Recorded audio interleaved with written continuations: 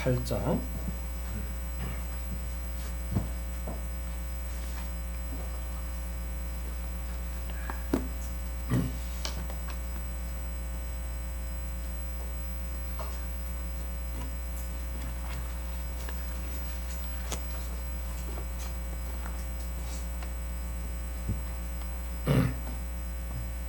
제가 먼저 1절 읽겠습니다. 우리 교독하시겠습니다.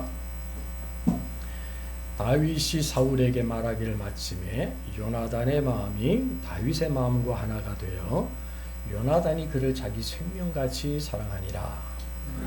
사울은 다윗을 머무르게 하고 그의 아버지의 집에 다시 돌아가기를 허락하지 아니하였고 요나단은 다윗을 자기 생명같이 사랑하여 더불어 언약을 맺었으며 요나단이 자기 아버지 들어서 다윗에게 주고 자기의 군복과 칼과 말과 기도 그리하여라. 같이 읽겠습니다. 다윗은 사울이 보낸 곳마다 가서 지혜롭게 행하며 사울이 그를 군대의 장으로 삼았더니 온 백성이 합당히 여겼고 사울의 신하들도 합당히 여겼더라. 아멘. 우리가 지난 시간에 언약의 파트너 다윗과 세 용사의 스토리를 함께 나눴습니다. 그런데 다윗이 이 세 용사 이야기를 다윗 생애의 마지막 말에서 했다는 사실을 우리는 기억해야 합니다. 유언과 같이 그가 마지막 말을 남기면서 지금 이 세 용사 이야기를 자신의 감정을 담아서 풀어내고 있었습니다. 저는 그렇게 생각했습니다. 다윗이 이 세 용사 사건을 겪고 난 뒤에 그 이후로 33년을 이스라엘의 왕으로 통치를 했잖아요. 제 생각에는 그 33년 내내 이 사람들 이야기를 했을 것이다.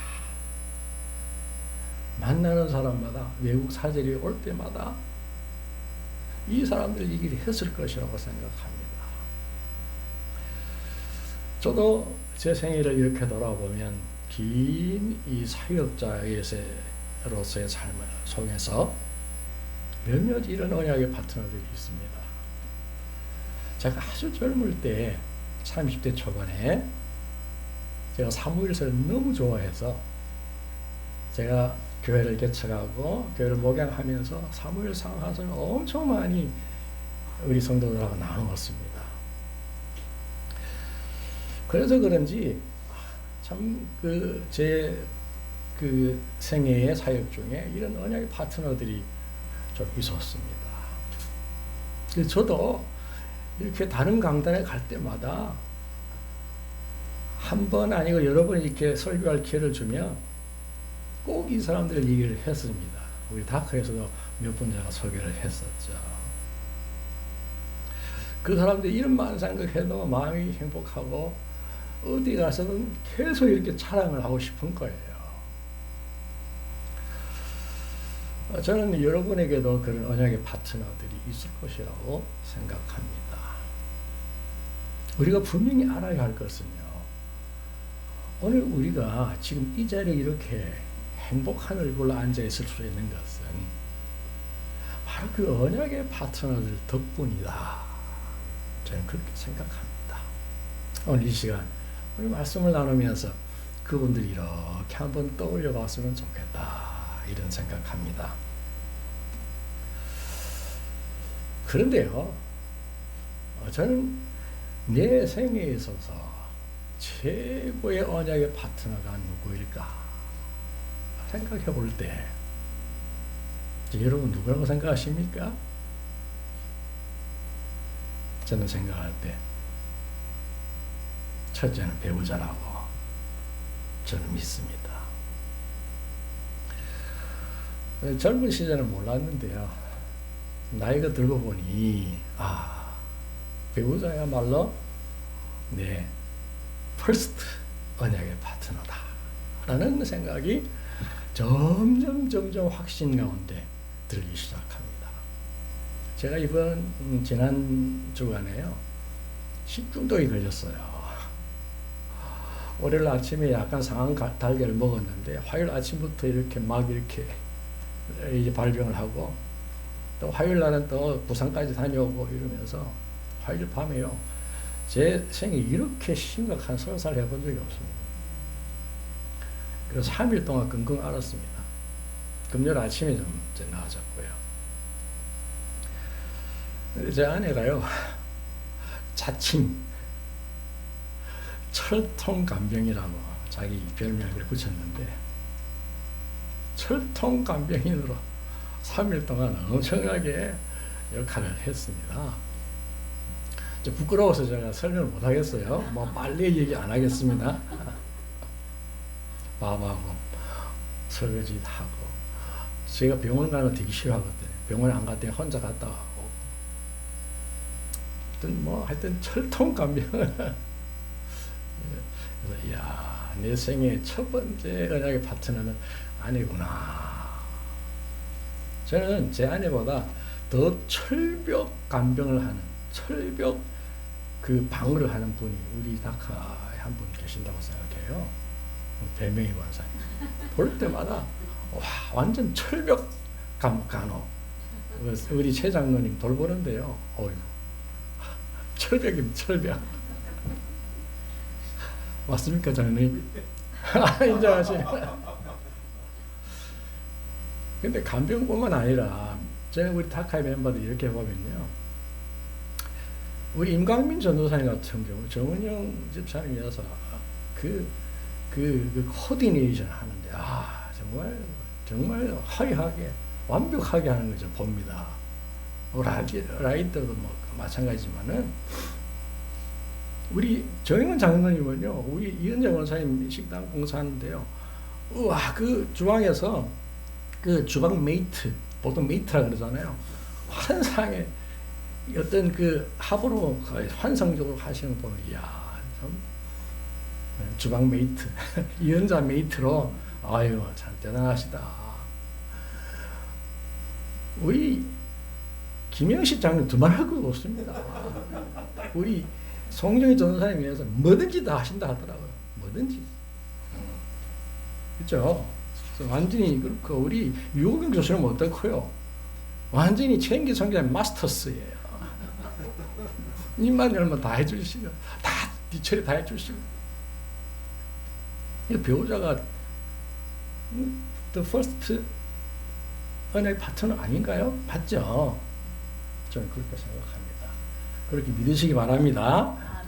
그리고 그렇게 믿으신다면 감사하시기 바랍니다. 한번 감사하다 인사해 보세요. 저보고 감사하다면 안 되고 얼굴 보고. 우리 임광민 전화 전화하세요. 뒤돌아보고 감사하다 안 하시네 보니까. 차장님 가만 앞만 보고 계십니다.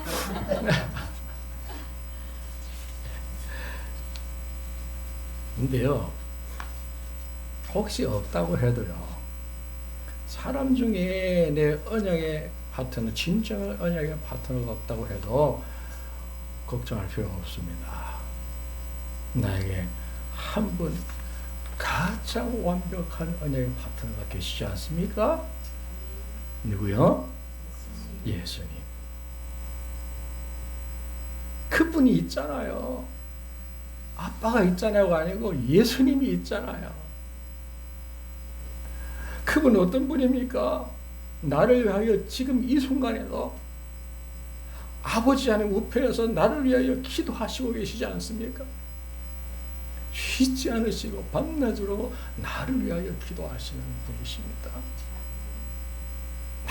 날마다 아침마다 일어나셔서 우리에게 사랑 고백하시지 않습니까?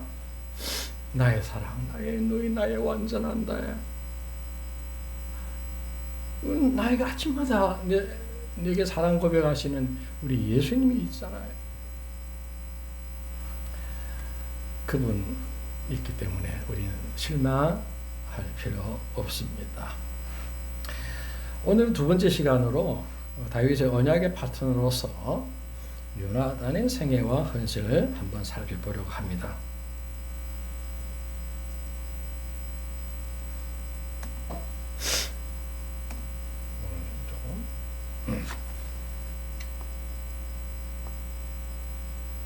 약간 지금 이 노트북이 예.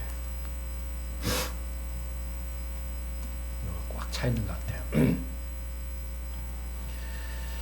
자, 먼저 요나단의 생애를 잠깐 살펴보려고 합니다. 요나단은 어떤 사람이었습니까? 오늘 다 여러분과 함께 나눌 수는 없고요.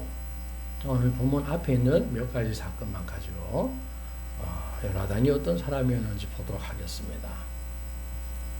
요나단은 사울 왕의 아들로서 유일한 다음 왕이 계승자였습니다. 그리고 요나단은요, 군대와 백성들의 신임이 두터웠던 프론티어 사령관이었습니다.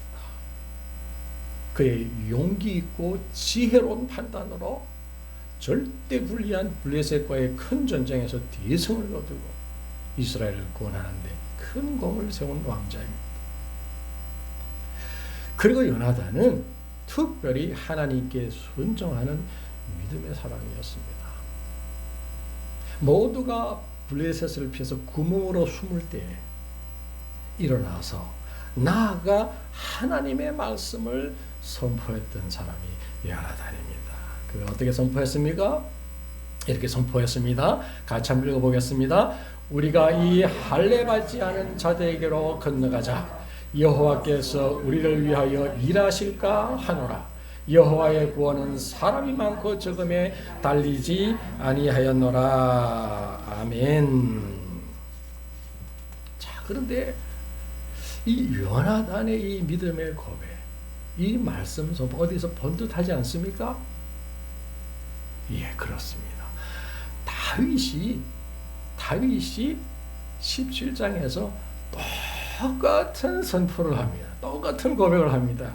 17장 26절을 보면요, 다윗이 이렇게 선포합니다. 그가 어린 나이로 전장에 가서 그 아버지 신부로 전장에 갔잖아요. 그리고 그 전황을 보고 그가 이렇게 말했습니다.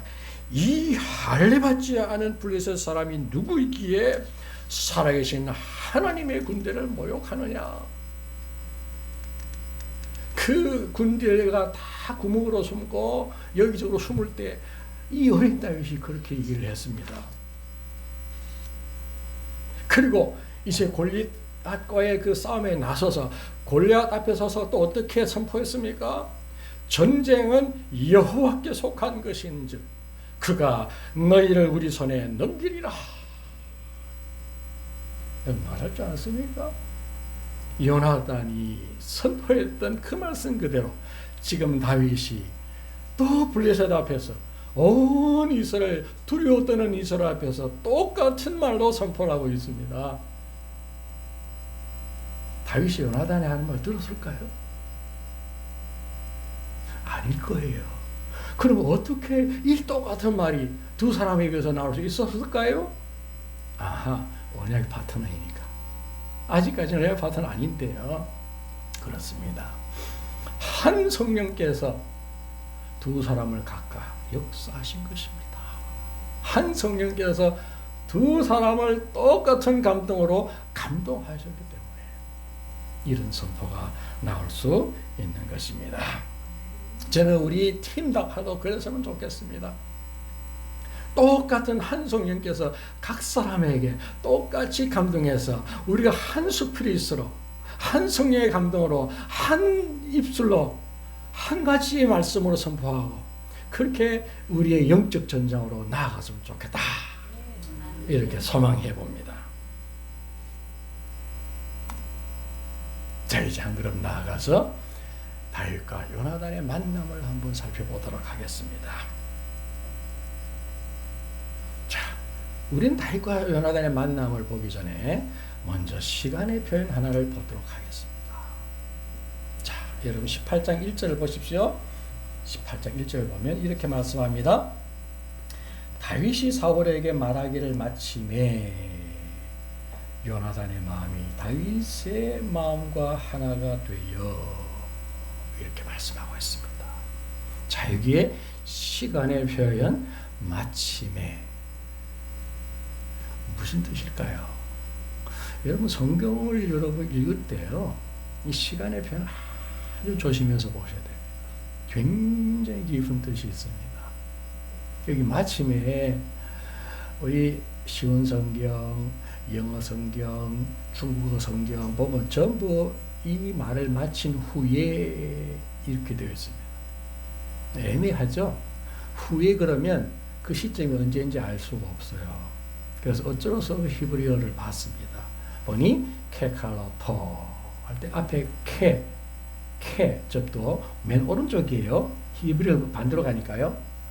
오른쪽에서 왼쪽으로 가니까요. 하자마자 이런 뜻입니다. 그가 말을 마칠 그 순간에 그 말을 마치자마자 바로 다윗과 요나단의 마음이 연락이 되었다. 그런 뜻입니다. 그러니까 요나단은 다윗을 처음 보았는데 처음 본 그 순간에 다윗은 단지 자기 이름과 내가 네 집 아들입니다 라고 말했을 뿐인데 그 두 사람의 마음이 연락이 됐다는 거예요. 여러분 이거 어떻게 가능하겠습니까? 요나단은 다윗을 모르는데 오늘 처음 봤는데 그 한마디 그 말 때문에 어떻게 마음이 연락돼요? 요나단은 다윗보다 15 정도 많은 그런 청년이고 30대 초반의 청년이었고요. 소년인데 어떻게 이게 가능했을까요? 가능할 수 있는 이유는 딱 한 가지밖에 없습니다. 첫눈에 반해서 첫눈에 반한 사람이 어디 있습니까? 혹시 그 다윗의 얘기를 어디선가 들어서 요나단의 얘기를 어디서 들어서 그것도 아니라고 생각합니다. 왜냐하면 상황이 그렇습니다. 요나단이 누구입니까? 다음 왕이 계승자입니다. 그리고 지금 요나단은요 굉장히 어려운 상황에 놓여 있었습니다. 자신이 이 블레셋과의 그 어려운 전투 이 상황을 극복했어야 하는데 못하고 있었단 말이에요. 그런데 갑자기 나타난 한 영웅이 이 문제를 해결해 버렸어요. 그러면 인간적으로 생각하면 위협감을 느끼지 않겠습니까? 온 백성이 다윗을 칭송하고 있는데 그 전에 자기가 그 백성으로부터 온 군대로부터 받던 그 두터운 신임 그것이 다윗에게로 막 넘어가고 있는데 두려움이 생기지 않겠습니까? 물론 다윗이 인해서 이스라엘이 구원받았습니다. 정말 좋은 일입니다. 하지만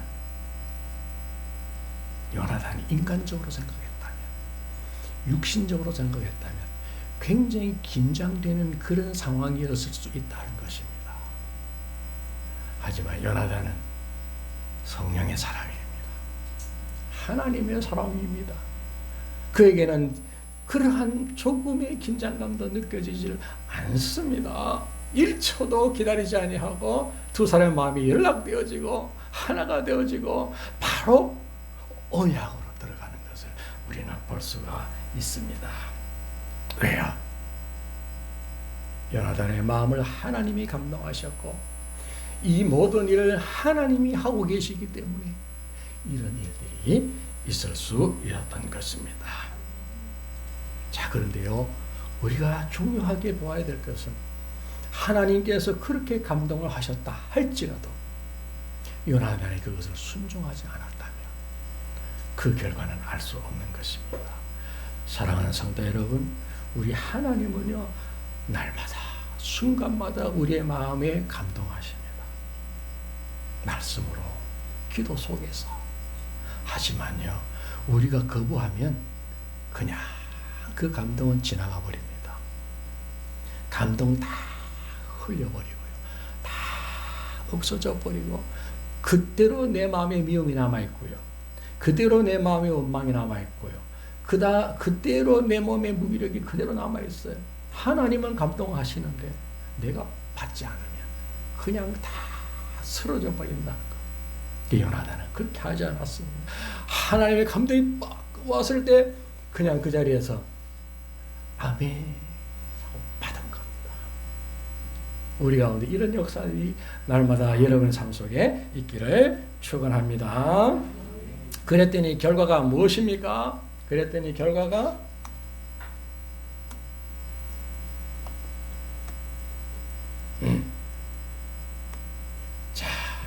그랬더니 결과가 성령의 감동에 순종했더니 자기 생명같이 사랑할 수 있게 된 것입니다. 자, 여러분요, 여기서 순서를 잘 보셔야 돼요.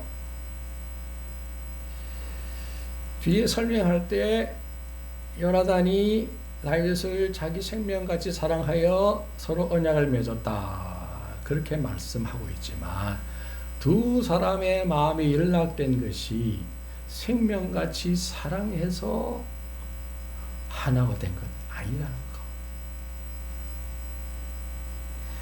요나단이 다윗을 생명같이 사랑해서 두 사람 마음이 하나가 된 것입니까? 두 사람의 마음이 하나가 되고 보니 생명같이 사랑할 수 있게 된 것입니까? 두 번째입니다. 두 번째입니다. 여러분, 오늘 부부 얘기 좀 많이 하는데요. 첫눈에 반해서 와, 그 사람, 이 사람 내가 너무 사랑해서 결혼했습니까? 이 사람 없으면 나 죽을 거야. 결혼했습니까? 아니잖아요.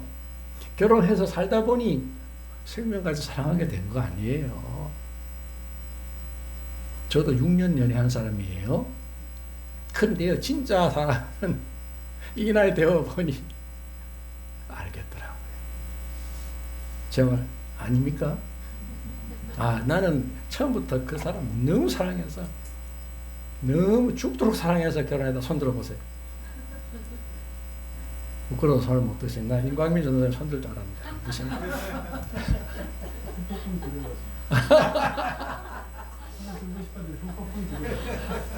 안 들어가면 안 됩니다.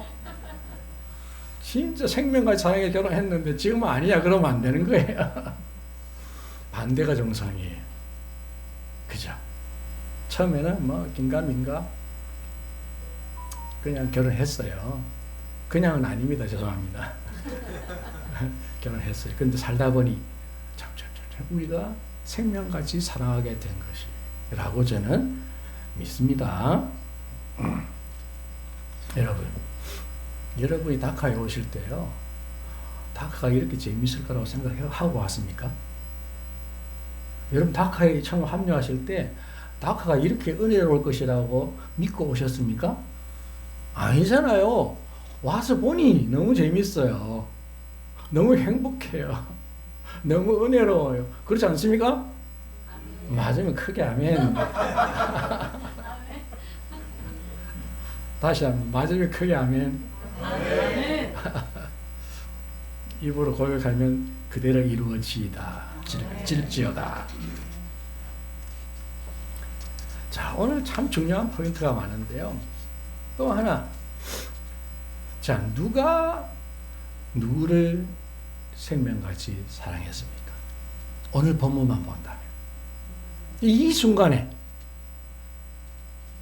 자, 주동자가 누굽니까? 요나단입니다. 다윗이 너무 예뻐서 요나단이 생명까지 사랑한 거 아니에요. 다윗이 너무 대단한 용사라서 요나단이 다윗을 생명같이 사랑한 거 아니에요. 제 아내가 첫눈에 뭐 뒤에 후광이 생기고 막 보이고 그래서 생명같이 사랑해서 결혼한 거 아니에요. 왜 생명같이 사랑할 수 있습니까? 제 마음에 사랑이 너무 넘쳤기 때문에 아내를 생명같이 사랑하게 된 거예요. 요나단의 그 마음에 넘치는 그 사랑, 주체할 수 없는 그 사랑, 하나님께서 주시는 사랑이 그에게 넘치고 넘쳤기 때문에 다윗을 그렇게 생명같이 사랑할 수 있었던 것입니다. 사랑의 주체자에게 사랑이 넘친 거예요. 사랑의 대상자는 아무것도 아닌 것입니다. 나는 아무것도 아니지 않습니까? 사랑의 주체자이신 주관자이신 우리 예수님의 사랑이 너무 크고 너무 넘쳐서 우리가 사랑받는 것 아닙니까? 그분 사랑 때문에 우리가 한 걸음 한 걸음 그분의 사랑의 품으로 가고 있는 것 아닌가요?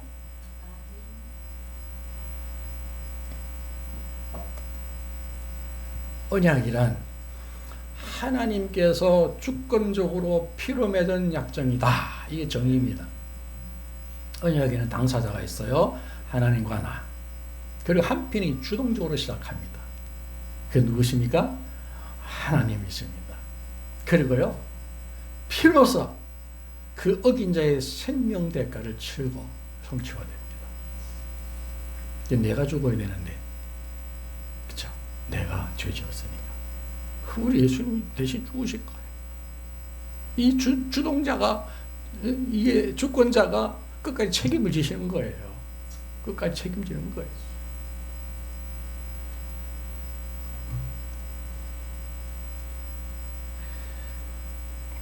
우리 예수님께서 왜 이토록 우리를 이토록 사랑하시는지, 왜 그 험산 줄령을 넘어오시고 광야를 지나오시고 그 캄캄한 밤중에 문 앞에 서서 머리가 하얗게 되도록 이슬을 쓰시고도 계속 문 두드기를 멈추지 않으시는지 이해를 할 수가 없습니다. 내가 도대체 뭔데 내가 그렇게 사랑받을 만한 사람인지 잘 모르겠는데 그렇게 문 밖에 서서 나의 사랑, 나의 완전한, 나의 비둘기야, 나의 누이야, 문 열어달라고 문을 두드리고 계셔요.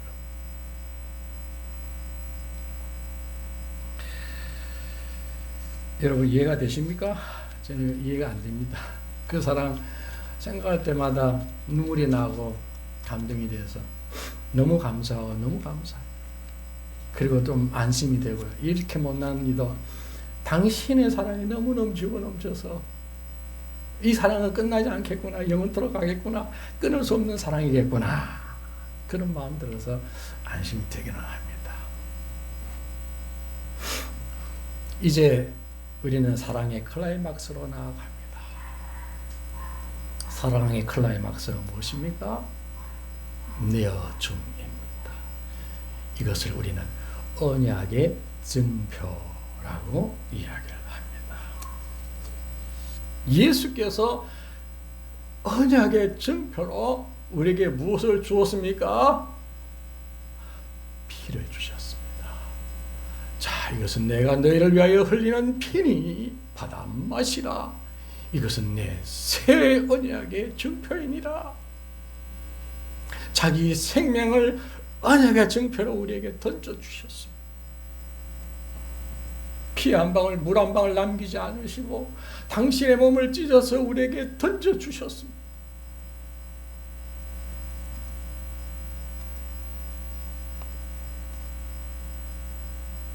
요나단도 그리했습니다. 요나단에게 있어서 이 언약의 증표는 무엇입니까? 오늘 말씀 4절 보니까 요나단이 겉옷과 군복과 칼과 활과 그리고 띠를 벗어서 다윗에게 내어주었다. 이렇게 말씀하고 있습니다. 여러분, 우리는 이 요나단의 군장이 어떤 의미를 가지고 있는지 잘 알고 있습니다. 그렇죠? 그의 모든 것입니다.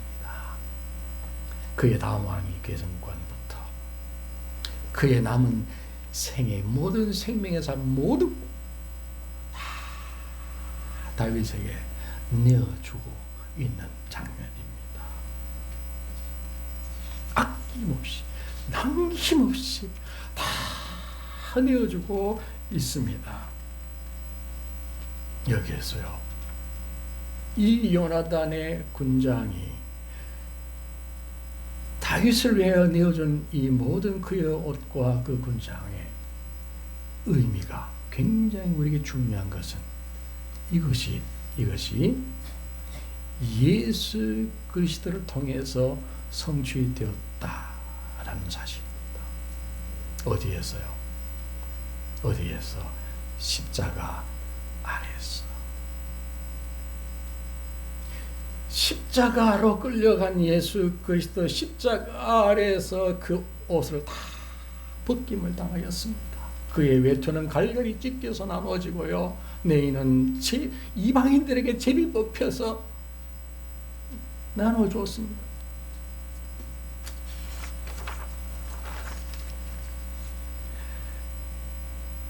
로마 사람들은 예수님의 그 수치심을 극도로 높이기 위하여서 옷을 다 벗겼습니다. 우리 여기에서 이렇게 생각할 수 있습니다. 이것은 예수님이 주동적으로 벗은 것은 아니지 않습니까? 로마 병정들이 억지로 벗긴 것 아닙니까? 저는 그렇게 생각하지 않습니다. 예수님이 그 옷 안 뺏길 능력 없으신 분이십니까? 아닙니다. 그게 얼마나 수치스럽고 그게 얼마나 부끄러운 일인지 예수님 다 아셨지만, 나를 위하여 내가 이 옷 벗어서 우리에게 입혀주지 아니하면 우리에게 아무런 희망이 없기 때문에 이 모든 것을 그대로 받으실 것입니다. 이 수치와 이 모욕과 이 두려움과 이 부끄러움을 우리 예수님은 그냥 그대로 다 받으신 것입니다. 나를 위하여, 나를 위하여. 요나단도요, 다윗에게 그렇게 내어주고 얼마나 많이 당했습니까? 사울 왕이 죽이려고도 했고요, 이 어미 벌거벗은 수치야, 폐역무단 계집의 소생아, 요나단 막 그렇게 저주했습니다.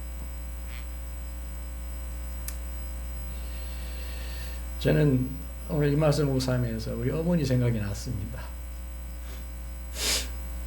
저희가 어릴 때 진짜 가난했습니다. 다 가난한 삶을 사셨겠지만 굶었으니까요.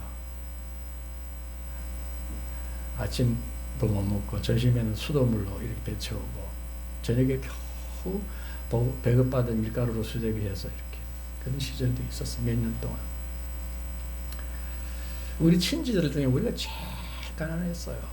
근데요, 우리 친지들 보면 그때 가난한 시절이니까 중학교, 고등학교 못 가는 그런 그 친지들도 있었어, 사촌들 중에. 그런데요, 우리 어머니는 저하고 저 형님 끝까지 대학까지 공부를 시키시는데 주변 친지들이 욕을 하는 거예요. 정신없는 사람들이라고. 그래서 국민학교만 졸업시켜가지고 빨리 나가서 돈 벌게 해야지 학교 보낸다고. 우리 어머니요, 외할머니한테 가서 눈물 뚝뚝뚝 흘리고 반지 빼오고요, 그래가지고 우리 공부시켰어요. 우리 어머니 몸이 안 좋으셔가지고 누워있고 막 이렇게 됐는데, 그때 아버지도 그렇고 그 수치심 다 감수하고 끝까지 공부시키시더라고요. 그 어머니 사랑 아닙니다. 그 우리 예수님의 사랑, 그 다 받아내시고 수용하시는 그 예수님의 사랑, 그 어머님 사랑에서 저는 조금 느낄 수 있었습니다. 여러분, 우리가 내어줌의 헌신, 이거 절대 쉬운 거 아닙니다. 내게 두 벌 옷이 있어서 남은 거 하나 주는 거 아닙니다. 내가 입다가 지겨워서 그냥 벗어놓은 거, 기증하는 거 아닙니다. 내어주는 거. 내어주면 내가 여유가 있어서 누군가에게 베풀어주는 무엇이 아닙니다. 내가 가장 낮은 자리에 가서 가장 굳은 일도 감수하면서 내가 헌신하는 것, 이것이 내어줌의 가장 중요한 부분이라고 생각합니다. 마게도냐 교회 사람들, 극한 가난과 환난 가운데에서 연보를 넘치게 했다고 바울이 자랑하지 않았습니까? 저는 이 시점에서 우리의 이주민들에 대한 우리의 섬김을 점검해 보기를 원합니다. 우리가 어떤 마인드로 이주민들을 섬기고 있습니까? 우리는 저들보다 정보가 많고 재정적으로도 여유가 있고 그리고 뭐 신분적으로 훨씬 유리한 부분이 있으니까 우리가 너희들 도와준다, 도와줄 수 있다, 이런 마인드면 안 된다라는 것입니다. 뭔가 우리를 위하여 해준다는 생각으로 하면 안 된다고 생각합니다. 우리의 베푼다는 것이 오히려 저들에게 수치심을 불러일으키는 결과가 나온다면 그거는 안 되는 것이죠. 우리는 예수님처럼 할 수는 없습니다. 그렇잖아요? 우리가 예수님처럼 모든 것을 다 감수하고 한 벌밖에 없는 내 옷 벗어서 어떻게 예주민들에게 줄 수 있겠습니까? 내 모든 내 생명까지 어떻게 그들을 위하여 내어놓을 수 있겠습니까? 하지만 적어도 이것이 우리의 목표는 되어야 합니다. 우리 사역의 목표는 되어야 합니다.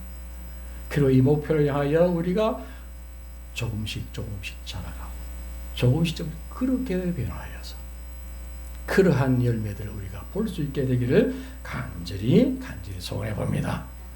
우리 10세들 간에는, 그리고 우리 부부 간에는 혹시 그게 좀 안 된다 할지라도 그거 조금 뒤로 미뤄도 됩니다만, 적어도 우리에게 맡겨준 이 이주민들에 대하여서는 이 일에 우리가 좀 더 적극적으로, 더 도전적으로 나서야 할 줄로 압니다.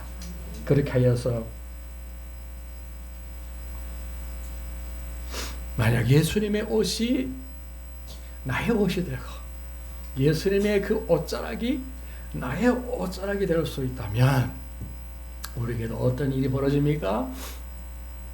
예수님의 옷자락이 12해를 앓던 혈루증 여인에게 타치되었을 때 그 12해의 그 병이 한순간에 날아가지 않았습니까? 여러분, 사람들이 바울의 몸에서 떨어진 손수건을 가져다가 병자의 위에 얹으니 그 병이 다 떠났다고 하지 않습니까? 여러분, 룻은요, 보아스의 차량마당에 몰래 들어가서 자고 있는 보아스에게 가까이 다가가서 발치부를 살짝 들고 들어갔는데 엄청난 복을 받게 되었습니다. 이 예수님의 옷자락이 내 옷자락이 되고 바울의 손수건이 내 손수건이 되고 보아스의 그 이불이 내 이불이 되어서 우리 이주민들이 파고 들어오는 그런 이불 되고 우리 이주민들이 자꾸 손을 뻗어서 만지고 싶어하는 옷자락이 되고 우리 이주민들이 가지고 가서 덮고 싶어하는 손수건이 된다면 얼마나 좋겠는가. 여러분에게 그런 옷자락, 그런 손수건, 그런 이불 있는 사람들 되기를 축원합니다. 나와 아내, 우리 팀 다카 스태프들, 그리고 우리와 이주민, 우리는 언약의 파트너들입니다. 다윗과 요나단만 언약의 파트너 아닙니다. 우리 예수님께서 먼저 내 언약의 파트너 되어 주셨습니다. 그리고 언약의 파트너로서의 모든 본을 보여주셨습니다. 그대로 우리도 하십시다. 그대로 요나단처럼 한번 해보십시다. 그래서 내가 물어보지 않아도, 오라고 강요하지 않아도 이주민들이 스스로 막 찾아오고 이주민들이 막 손을 내밀고 이주민들이 우리 만지고 싶어하고 우리에게 뭔가 물어보고 싶어하고 이런 우리 다카의 스태프들이 다 될 수 있기를 축원합니다. 그래서 날마다 그러한 이주민들이 늘어나서 우리 다카가 날마다 그 수가 더하고 날마다 부흥하는 그런 역사의 길을 축원합니다. 하나님 감사합니다.